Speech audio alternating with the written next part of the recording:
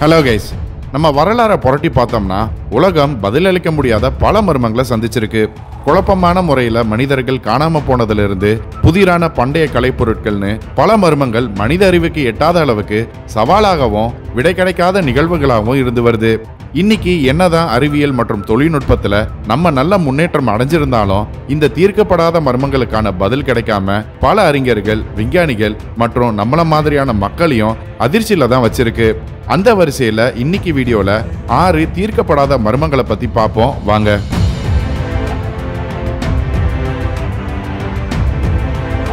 இந்த video 6 unsolved மிஸ்ட்ரீஸை பற்றி பேச போகுது. ஸோ இதை மறக்காமல் உங்கள் ஃப்ரெண்ட்ஸ் அண்ட் ஃபேமிலிக்கு ஷேர் பண்ணுங்கள். புது வியூவர்ஸ் நம்ம சேனல் இன்னும் சப்ஸ்கிரைப் பண்ணலைன்னா இமீடியட்டாக சப்ஸ்கிரைப் பண்ணுங்கள். பக்கத்திலே உள்ள பெல் ஐக்கனையும் ப்ரெஸ் பண்ணுங்கள். அப்போ தான் நம்ம போடுற புது வீடியோஸ் உங்களுக்கு நோட்டிஃபை ஆகும். ஒன்றாவதா ஹவானா சிண்ட்ரோம். 2016ஆம் ஆண்டு டிசம்பர் மாதம் கியூபாவின் ஹவானா நகரத்தில் இருந்து அமெரிக்கா தூதரகத்தில் வேலை பார்த்துக்கிட்டு இருந்த CIA அதிகாரிகளுக்கு திடீர்னு ஏற்பட்ட குமட்டல், தலைவலி, தலை சுற்றுனால மருத்துவமனையில் அனுமதிக்கப்பட்டாங்க. அவங்களுக்கு காது கேளாமை, ஞாபக மறதி, மூக்கில் ரத்தம் வடிதல்னு அவங்களுடைய உடல்நிலை இன்னும் மோசமானது. பாதிக்கப்பட்டவர்கள் எல்லாரும் எங்களுக்கு ஒரு விதமான ஒலி கேட்டது. அந்த ஒலி மிகவும் சத்தமாக கேட்டதுனும் அந்த ஒலி மார்பிள் கற்கள் தரையில உருள்வது போல இருந்ததுனும் அந்த ஒலியை நாங்க கேட்டதுக்கு பிறகுதான் எங்களுக்கு இந்த மாதிரியான அறிகுறிகள் ஏற்பட்டு உடல்நிலை சரியில்லாம போனதுனும் அந்த அமெரிக்க அதிகாரிகள் சொன்னாங்க. இதனால கியூபா அரசு அமெரிக்க அதிகாரிகள் மீது அல்ட்ராசவுண்ட், மைக்ரோவேவ் போன்ற ரகசிய ஆயுதங்களை பயன்படுத்துகிறதான்னு சந்தேகம் எழத் தொடங்கியது. ஆனா அதற்கான எந்த ஒரு ஆதாரத்தையும் அமெரிக்காவின் FBI மற்றும் CIA இதுவரைக்கும் கண்டுபிடிக்கல. இது குறித்து ஆய்வு செய்த விஞ்ஞானிகள் கிரிக்கெட்ஸ் எனப்படும் ஒரு வகையான பூச்சியின் சத்தம் தான் அதுன்னு சொன்னாங்க. ஆனா ஒரு சாதாரண பூச்சி சத்தத்தால எப்படி இந்த அளவுக்கு உடல்நிலை குறைவு ஏற்படும்னு அனைவரும் கேள்வி எழுப்ப தொடங்கினாங்க. சிலர் அந்த அமெரிக்க தூதரக அதிகாரிகளுக்கு ஏற்பட்டது மன அழுத்தம் தான் இதுக்கு காரணம் அப்படின்னு சொன்னாங்க. இன்னும் சிலர் இது மாதிரி நாடுகள் செய்யக்கூடிய ஒரு ரகசியமான பனிப்போர் யுக்தின்னு சொன்னாங்க. இப்படி இந்த வினோதமான ஒலி ஏற்பட்டதற்கு பல காரணங்கள் சொல்லப்பட்டாலும் உண்மையிலேயே அந்த ஒலி எங்கிருந்து வந்தது, அந்த ஒலியால எப்படி இவ்வளவு உடல்நிலை குறைவு ஏற்பட்டது என்பது இப்ப வரைக்கும் ஒரு விடை தெரியாத மர்மமாக இருந்து வருது. இதுல ஆச்சரியமான விஷயம் என்னன்னா, சீனா, ரஷ்யா, ஆஸ்திரியா போன்ற நாடுகள்ல இருக்கிற அமெரிக்கா தூதரகத்துல வேலை செய்யற அதிகாரிகள் கூட இந்த வினோதமான ஒலியால பாதிக்கப்பட்டு இருப்பதாக சொல்லப்படுது. ரெண்டாவதா, வேர் இஸ் அலெக்சாண்டர் பரீட்? உலகின் தலை சிறந்த வீரனாக போற்றப்படும் அலெக்சாண்டர் த கிரேட் கிமு 323 தன்னுடைய 32வது வயதில் பண்டைய மெசபொட்டேமியாவின் முக்கிய நகரமாக இருந்த பாபிலோன் நகர்ல நோய்வாய்ப்பட்டு இறந்தாரு. அதன் பிறகு அலெக்சாண்டரின் தளபதிகள்ல ஒருவர் அவருடைய உடலை எகிப்துக்கு கொண்டு வந்தாரு. முதல்ல அவருடைய உடல் மெம்பிஸ் நகரில் வைக்கப்பட்டது. அதன் பிறகு எகிப்துல அலெக்சாண்டரால் உருவாக்கப்பட்ட அலெக்சாண்ட்ரியா நகர்ல உள்ள ராயல் குவார்ட்டர் பகுதியில் அவருடைய உடல் புதைக்கப்பட்டு அங்க அவருக்கு ஒரு பிரம்மாண்டமான கல்லறை எழுப்பப்பட்டதாக வரலாற்று ஆவணங்கள்ல குறிப்பிடப்பட்டிருக்கு. ஆனா இந்த ராயல் குவார்ட்டர் நகரம் இப்போது கடலுக்கு அடியில புதைந்து இருப்பதால இயற்கை சீற்றங்கள்னால அந்த கல்லறை அழிந்திருக்க அதிக வாய்ப்பு இருப்பதா நிபுணர்கள் சொல்றாங்க. அப்படி ஒருவேளை அலெக்சாண்டருடைய கல்லறை கண்டுபிடிக்கப்பட்டால் அது அலெக்சாண்டருடையதுதான்னு நிரூபிப்பது ரொம்பவே கடினம். ஏன்னா பண்டைய கால வரலாற்றாசிரியர்கள் அலெக்சாண்டரின் உடலமைப்பு குறித்து மிக குறைவா தான் எழுதியிருக்காங்க. இதனால ஒரு மாபெரும் வீரனான அலெக்சாண்டரின் கல்லறை கண்டுபிடிக்கப்படாமல் இதுவரை ஒரு மர்மமாக இருந்து வருது. மூணாவதா, காப்பர் ஸ்க்ரால் ட்ரெஷர். 1952ஆம் ஆண்டு இஸ்ரேல் நாட்டின் கும்ரான்ங்கிற இடத்துல ஜோர்டன் நாட்டின் ஆன்டிக்வேட்ஸ் டிபார்ட்மெண்ட்டை சேர்ந்தவர்களும் பிரெஞ்சு மற்றும் பிரிட்டிஷ் நாட்டு தொல்பொருள் ஆராய்ச்சியாளர்களும் த டெட் சீ ஸ்க்ரால்ஸ்னு சொல்லப்படுற பழங்காலத்தில் எழுதப்பட்ட சுருள்களை கண்டுபிடிச்சாங்க. இவை அனைத்தும் ஆடுகள் மற்றும் கோழிகள் ஆகியவற்றின் தோள்களால உருவாக்கப்பட்டிருந்தது.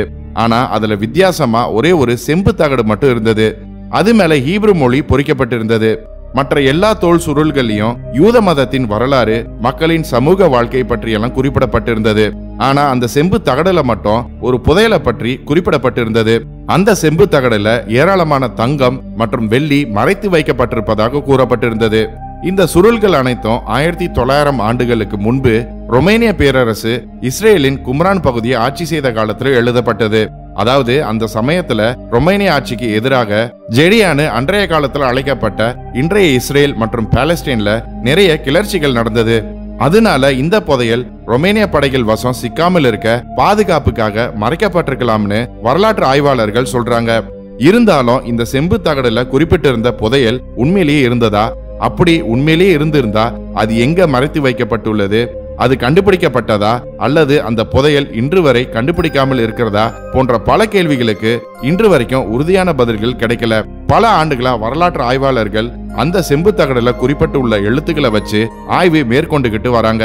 ஆனா அந்த செம்பு தகடு மிகவும் சேதமடைஞ்ச நிலையில இருப்பதால அதை முழுசா படிச்சு புரிஞ்சுக்கிறதுக்கு கடினமாக இருக்குன்னு ஆய்வாளர்கள் சொல்றாங்க. இதனால அந்த புதையல் எங்க இருக்குங்கிறது இப்ப வரைக்கும் ஒரு மர்மமாகவே இருந்து வருது. இப்போது இந்த தி டெட் சீ ஸ்க்ரால்ஸ்னு சொல்லப்படுற தோல் சுருள்களும் செம்பு தகடும் ஜோர்டான் நாட்டில் இருக்கிற ஜோர்டன் மியூசியம் இன் அமான் அருங்காட்சியகத்துல வச்சு பராமரிக்கப்பட்டுக்கிட்டு வருது. நாலாவதா அமீலியா ஏர்ஹார்ட்.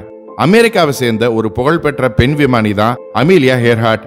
இவங்க உலகை தனியா சுற்றி வரும் முதல் பெண் விமானிங்கிற சாதனையை படைப்பதற்காக லாக்ஹீட் மாடல் 10E எலக்ட்ரல்ங்கிற விமானத்துல பறந்துகிட்டு இருக்கும்போது ஜூலை 2, 1937ஆம் ஆண்டு பசிபிக் பெருங்கடல் பகுதியில இவங்க விமானம் திடீர்னு காணாமல் போனது.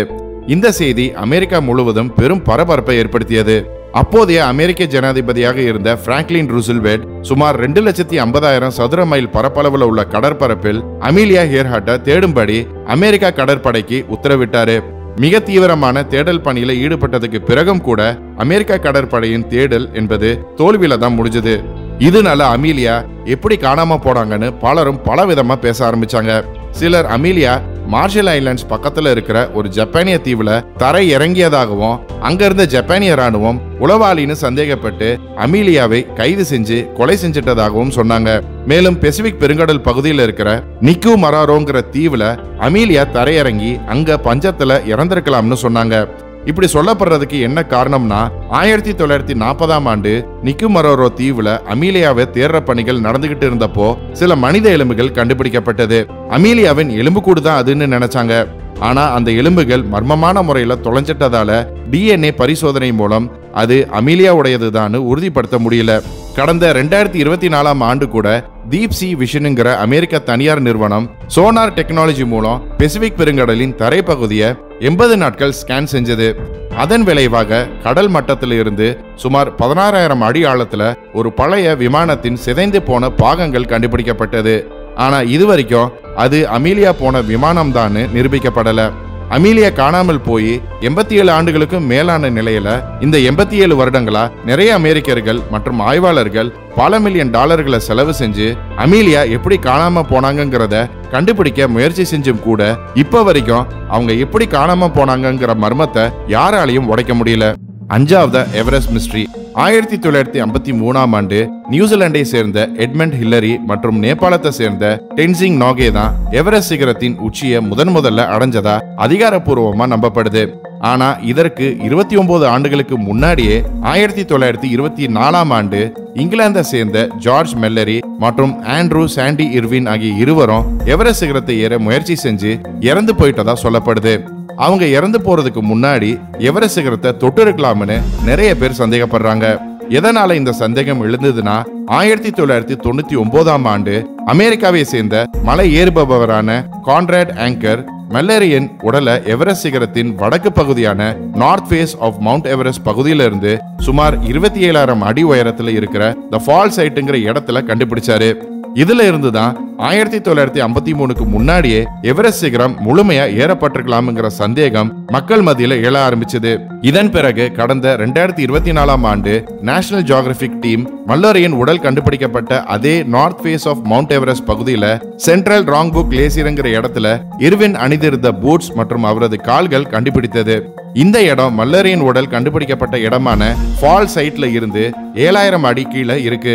இர்வினின் கால்கள் கண்டுபிடிக்கப்பட்டதற்கு பிறகுதான் 1953க்கு முன்னாடியே எவரெஸ்ட் சிகரம் முழுமையா ஏறப்பட்டிருக்கலாம்ங்கிற சந்தேகம் மக்கள் மத்தியில இன்னும் வலுவா எழத் தொடங்கியது. மேலும் பல மக்கள் 1924ல தான் உண்மையிலேயே எவரெஸ்ட் சிகரம் ஏறப்பட்டதுன்னு முழுமையா நம்பவும் செஞ்சாங்க.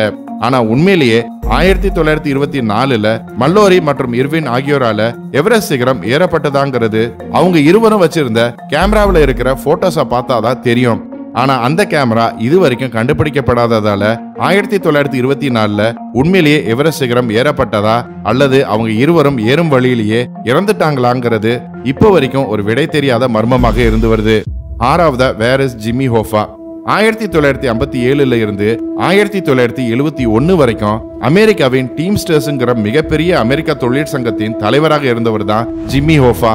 தொழிலாளர்களின் உரிமைகள் மற்றும் சம்பள உயர்வுக்காக ஈடுபட்ட இவரு பின் நாட்களில் நிறைய குற்ற செயல்களை ஈடுபட்டதாகவும் சொல்லப்படுது.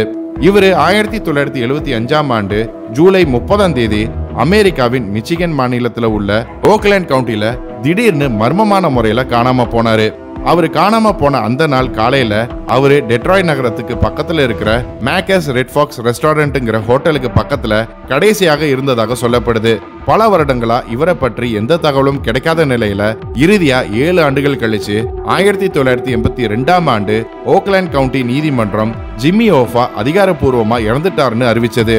இருந்தாலும் இவர் உண்மையிலேயே எங்க போனாரு, யார் அவரை கடத்தினாங்க அல்லது கொலை செஞ்சாங்க, அவருடைய உடல் எங்கே போன்ற கேள்விகளுக்கு இன்று வரை விடை கிடைக்காமலேயே இருந்து வருது. ஜிம்மி ஓஃபா எங்கு புதைக்கப்பட்டிருக்கலாம் என்பது குறித்து பலவிதமான கருத்துக்கள் அமெரிக்காவில் நீண்ட காலமாவே சொல்லப்பட்டு வருது. அதன் அடிப்படையில் அவருடைய உடல் புதைக்கப்பட்டிருப்பதாக சொல்லப்படும் Detroit, Auckland county, new Jersey போன்ற இடங்கள்ல தேடியும் கூட எந்த விதமான ஆதாரமும் கிடைக்கல.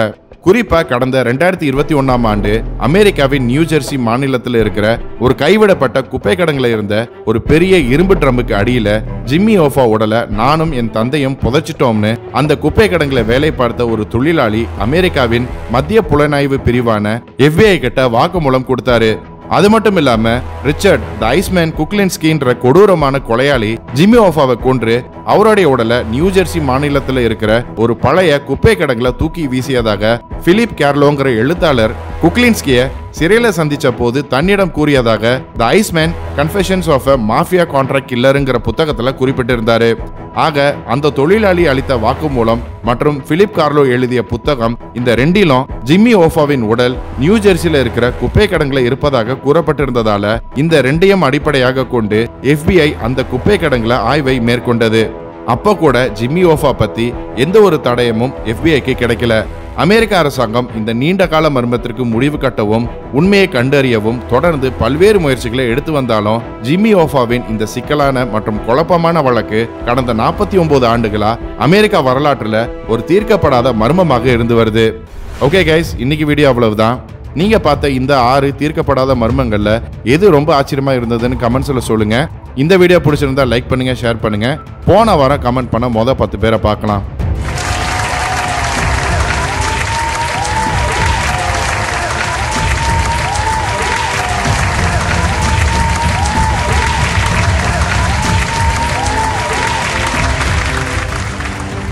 இன்னும் ஒரு இன்ட்ரெஸ்டிங்கான வீடியோவில் சந்திப்போம். மறக்காம நம்ம சேனலை சப்ஸ்கிரைப் பண்ணி உங்க ஆதரவு கொடுங்க.